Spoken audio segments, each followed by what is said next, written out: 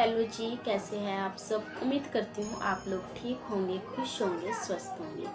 तो जी, जैसा कि आप लोग जानते हैं, आज है नवरात्रि का 7वां दिन, यानी कि माँ कालरात्रि का दिन। और माँ दुर्गा की यह 7वीं शक्ति माँ कालरात्रि नाम से जानी जाती है, जिनके शरीर का रंग घने अंधकार की तरह एकदम काला है, जिनके नाम से ही जाहिर होता है कि माँ बुरी शक्तियों का नाश करने वाली आदि शक्ति है। और माँ के 3 नेत्र हैं जो ब्रह्मांड के समान गोल है, और माँ की सांसों से अग्नि निकलती है। और माँ के नाम में काल का मतलब समय या मृत्यु है, और रात्रि का मतलब रात होता है।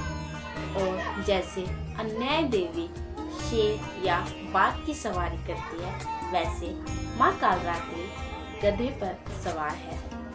तो आइए बात करते हैं माँ की कथा के बारे में। पौराणिक कथाओं के अनुसार रक्तबीज नाम के राक्षस ने अपनी बुरी शक्तियों से सभी देवताओं और मनुष्यों को परेशान करना शुरू कर दिया।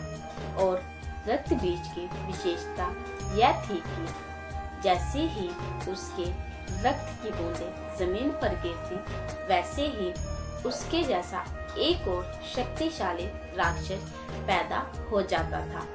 और यह सब देख सभी देवता परेशान होकर भगवान शिव के पास पहुँचे। और भगवान शिव जानते थे कि रक्त बीज का अंत केवल माता पार्वती के हाथों ही होगा।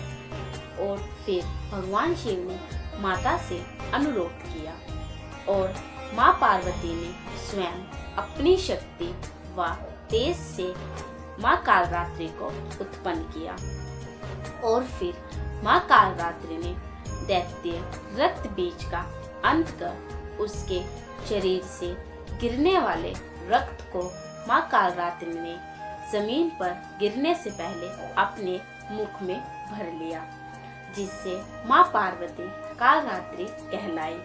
और मान्यता है कि माँ की पूजा से भक्तों को बुरी शक्तियों और अकाल मृत्यु से रक्षा मिलती है। और माँ कालरात्रि अपने भक्तों को डर से दूर कर उन्हें साहस और शक्ति प्रदान करती है। और माँ कालरात्रि को नीला रंग अधिक प्रिय है, और इस दिन माँ को गुड़ का भोग लगाया जाता है। तो जी, यह थी माँ कालरात्रि की कथा। और आपको माँ की कथा कैसी लगी, प्लीज मुझे कमेंट सेक्शन में जरूर बताना। लाइक करना, शेयर करना, कमेंट करना। तो जी चलिए फिर मिलते हैं एक और माँ की कथा के साथ। तब तक के लिए जय माता की।